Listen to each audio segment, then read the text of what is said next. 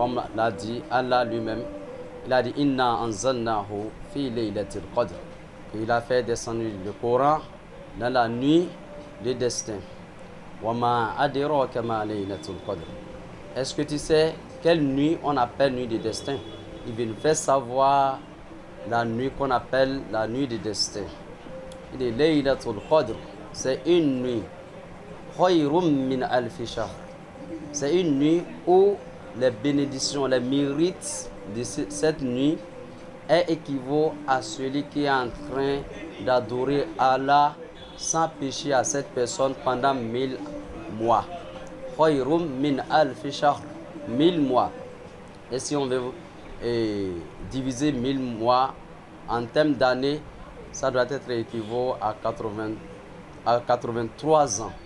83 ans, 4 mois également.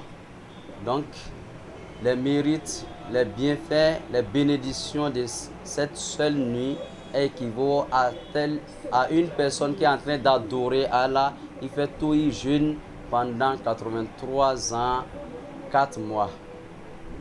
Donc, il dit Tanazzalul malaika. Dans cette nuit, Allah fait descendre tous les malaïkas. Tanazzalul malaika wa ruhu fiha. Jusqu'à Malaikat Jibril alayhi salam, lui aussi, il vient sur terre. Tanazzalul malaika wa ruhu fiha. Bi izni rabbih min kulli amr. Il dit par la permission d'Allah. Salamun hiya hatta matla'il fajr. Et ces malaïkas, ils ont imploré en faveur de ces serviteurs qui est en train d'adorer Allah. Salam, il dit la paix sur vous, matla'il fajr, jusqu'à Fajr.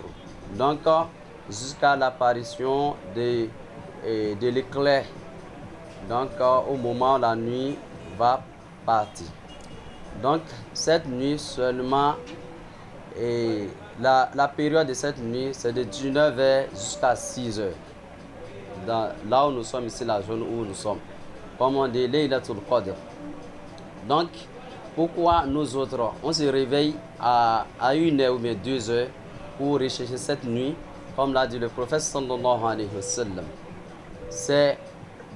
La nuit est divisée en 3 parties. La troisième nuit, dernière tiers de nuit, est la nuit où Allah lui-même descend sur terre, sur le dernier ciel pour demander qui parmi mes serviteurs qui a des difficultés et veut le remède de ces difficultés. Encore, il pose encore qui a besoin de telle et telle chose à ce qu'il me prie pour que je lui résoudre cette situation.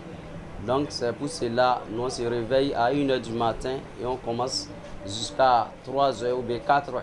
Il y a certaines personnes, quant à eux, ils vont préférer se réveiller à 3h et finir à 4h. Ou bien certaines personnes de 4h à 5h. Donc il y a de même également certaines personnes, quant à eux, c'est après Isha en même temps, ils attendent jusqu'à 0h, ils vont finir. Eux aussi, ils sont dans la nuit de Laylatul Qadr. Parmi ces nuits, il y a une seule nuit où cette nuit doit être qualifiée de Laylatul Qadr. C'est une seule fois, ça vient par an. Et chaque année, ça vient. Et comme l'a dit le prophète sallallahu alayhi wa sallam, on doit rechercher cette nuit dans la nuit qui doit être à 8 impair. Donc le 25e ou bien 21e jour, 23e jour, 25e jour, 27e et 29e jour.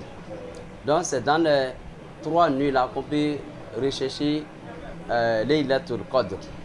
Maintenant, raison pour laquelle le prophète lui-même, dans les 10 dernières nuits, il nous a autorisé de rester debout pour implorer Allah dans les 10 dernières nuits pour ne pas tomber dans la confusion, pour qu'il dise, ah, aujourd'hui c'est non impair ou bien demain c'est non paix.